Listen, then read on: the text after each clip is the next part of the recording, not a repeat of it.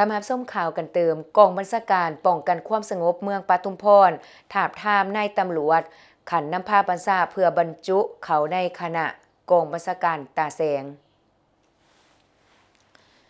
กองประชุมได้จัดขึ้นในตอนเช้าของวันที่28 มกราคม 2566อยู่ที่สโมสรกองบัญชาการดังกล่าวโดยมีสหายแก้วตาญวงศ์สาวห้องเลขาพรรคเมืองประธานองค์การกวดกาพรรคลัดเมืองให้เกียรติเป็นประธานเขาหัวมีสหายพันเอกศรีภาคุณพลภักดีคณะประจำพรรคห้องหัวหน้ากองบัญชาการปกสแขวงจำปาสักสหายพันโทขาวพร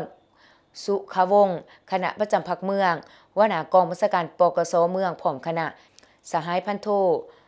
วิลงรองซาพิจิตห้องหัวหน้าห้องการเมืองกองบัญชาการปกสแขวงจำปาสักมีคณะรับผิดชอบจากกองบัญชาการปกสแขวงจำปาสักเขตเซินคณะจัดตั้งเมืองมีแผนกการปกสกลุ่มปกสบ้านใหญ่เขาร่วมอย่างพร้อมเพรียงกองประชุมได้รับฟังการผ่านมาตรฐานเงื่อนไขร่วมผู้ที่จะบรรจุเขาในโครงห่างการจัดตั้งตาแสงและรายงานจำนวนตาแสงผ่านมาตรฐานเงื่อนไขเฉพาะนายตำรวจขันนำพาบัญชาในทันแถวกำลังป้องกันความสงบโอกาสดังกล่าวสหายพันเอกศรีภาคุณพลภักดีคณะประจำพรรคห้องหัวหน้ากองบัญชาการปกสแขวงจำปาสักก็ได้ประกอบคำคิดคำเห็นต่อกองประชุมในครั้งนี้เพื่อเป็นบทอิงในการจัดตั้งปฏิบัติเวียกงานดังกล่าวในต่อหน้า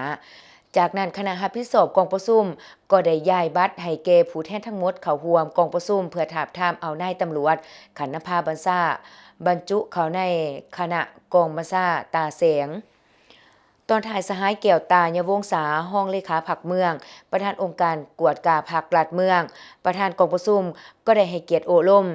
ซึ่งให้ฮู้ว่าการถามถามนายตำรวจขันนำพาบัญชา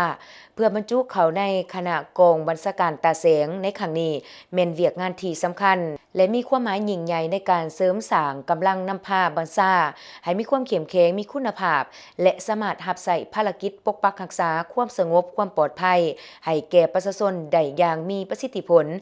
สหายยังได้ให้ฮู้เติมอีกว่าผู้ที่ถูกถามถามในครั้งนี้แม่นต้องได้ยึดมั่นหลักการภาครัฐรักษาคุณธรรมจรรยาบรรณและระเบียบวินัยอย่างเข้มงวดพร้อมทั้งมีความสามารถนำพาและการประสานงานที่ดีเพื่อให้การจัดตั้งปฏิบัติเวียกงานในต่อหน้าเกิดผลเป็นหูปธรรมและภาคส่วนที่เกี่ยวข้องต้องนำผลการถามถามในครั้งนี้ไปสังร่วมพิจารณาอย่างรอบคอบถูกต้องตามระเบียบการและขั้นตอนที่ได้กำหนดไว้